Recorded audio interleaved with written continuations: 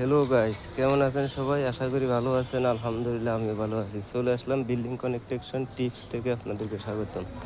আলহামদুলিল্লাহ, দেখতে পাচ্ছেন আপনারা আমাদের আলহামদুলিল্লাহ অনেক সুন্দর ঢালাই, ফিনিশিং হচ্ছে।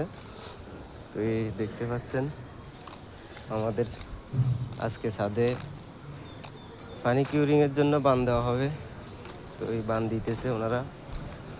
তো আলহামদুলিল্লাহ অনেক সুন্দর হয়েছে ঢালাই, অনেক ভালো ঢালাই হয়েছে।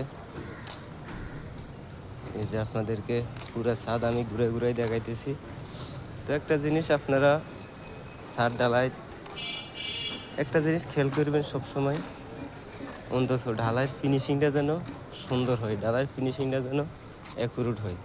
আপনি ঢালাইয়ের একটা জিনিস, আপনি যদি একটা ছাদে 1 মাস 2 মাস টানা কাজ করেন, কিন্তু রড যত ভালো করে বান্ডিং করেন, যত ভালো করে দেন, ড্রয়িং অনুযায়ী সব রড দিয়েছেন, কোনো রড বেশ কম না ইয়া নাই, কিন্তু তারপরে যদি আপনি যদি দেখেন আপনার এই ছাদ ডালার দিন ছাদ কোনো দিকে একটু উঁচা আছে, কোনো দিকে একটু নিচা, কোনো দিকে একটু ফাটল ধরছে, কোনো দিকে একটু সমস্যা, একটু উঁচা নেচার বিভিন্ন কারণে ফিনিশিং খারাপ।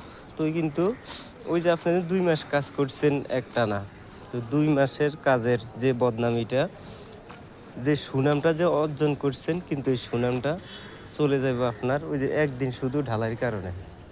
তো কিন্তু আপনার যত সুন্দর করে বান্ডিং করেন না কেন, কিন্তু ঢালাই যদি একটু উঁচা নেচা, ঢালাই যদি ফিনিশিং খারাপ হয়, তারপর আপনার ফুল ছাদের বদনামিটা আসে যাবে। তো এটা মাথাতে রাখবেন, অবশ্য সবাই চেষ্টা করবেন ছাদ ঢালাইটা যেন এরকম সুন্দর অ্যাকুরেট কোয়ালিটিপূর্ণ যেন ছাদ ঢালাইটা হয়। তো ধন্যবাদ, সবাই ভালো থাকবেন, সুস্থ থাকবেন, আল্লাহ হাফেজ।